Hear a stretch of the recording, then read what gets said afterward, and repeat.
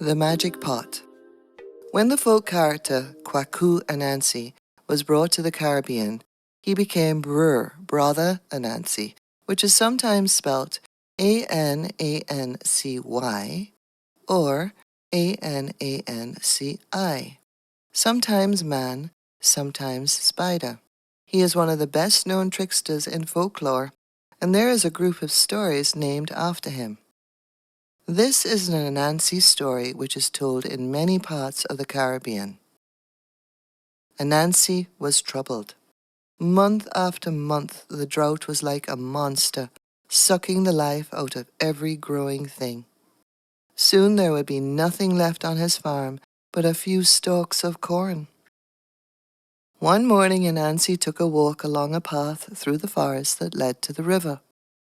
There he saw a most beautiful pot, with strange symbols carved on the outside. Inside it was as smooth as the stones on the riverbed.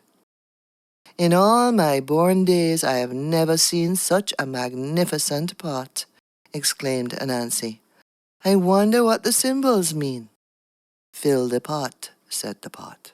Fill the pot, repeated Ananci in astonishment, and before he could say more, the pot was filled with delicious chicken stew.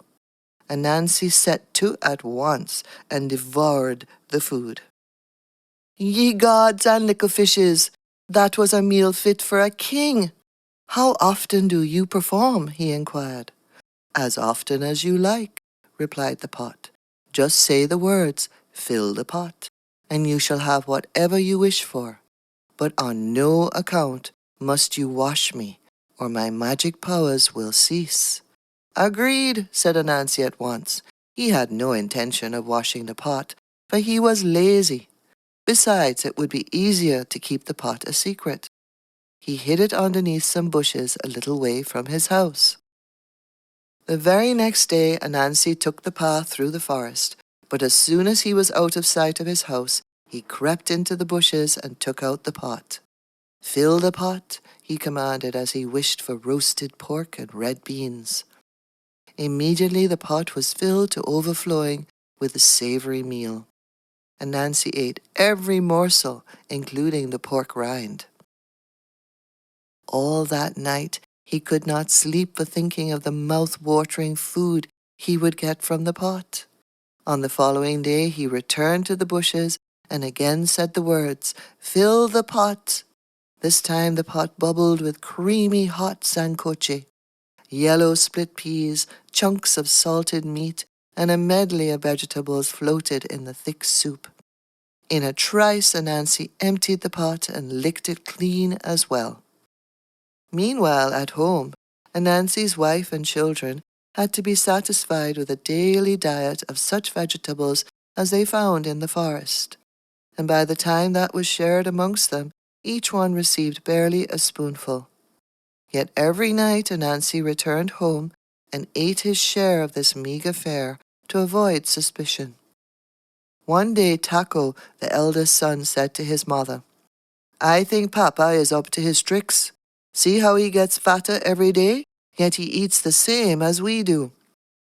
Child, hush your mouth, scolded his mother.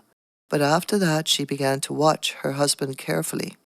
She marked the path he took, and one morning she followed him stealthily and saw him eating from the pot. Oh-ho, she said to herself, so that's his game.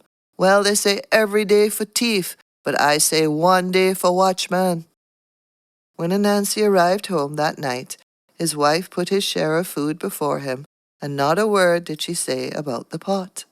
But next morning, while Ananci was still asleep, she crept out of the house and went to the place where the pot was hidden.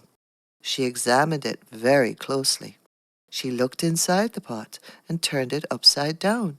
As far as she could see, it was a pot with strange signs on the outside and very dirty on the inside. So she took it down to the river and washed it thoroughly. Now I'll take this to the market, she said. Perhaps someone there will know what the signs mean. In any case, such a beautiful pot is sure to fetch enough money to buy some food. Anancy was not surprised when he awoke and found that his wife had gone out. He knew that she sometimes left home early to look for root vegetables to cook: potatoes, cassava, yam, carrots, beetroot, and the like. Besides, he was thinking of what he should order from the pot that day. Quickly he dressed himself and went to the hiding place. But he could not find the pot. He looked here, he looked there, he dug holes and tore up bushes. He could find the pot nowhere. Anancy thought to himself, maybe it went back to the river. After all, it is a magic pot, and if it can talk, what's to prevent it from walking? He rushed down to the river. There was no pot. Finally, Anancy gave up his search and returned home. There he found his wife with a basket of seeds for planting and a cage full of poultry. He was greatly surprised. "Wife," said Anancy, "how did you come by all this?" "Oh, Anancy," replied his wife, "it is a long story and a strange one. You know how I believe in my dreams? Well, last night I dreamt I saw a pot filled with food hidden not far from this house. So I got up early this morning and went to look for it, and I did find it." "The pot, wife, the pot! What did you do with the pot?" asked Anancy impatiently. "Well, it was so dirty that I took it down to the river and gave it a good wash before taking it to the market. And just look, Anancy, I got all this in exchange for the pot." Anancy was so angry he did not speak nor eat for many days, and little by little his limbs became thin and shriveled, but his stomach remained fat and round with all the food he had eaten, and so he is to this day. So crick crack, Anancy break his back for a rotten pomerack.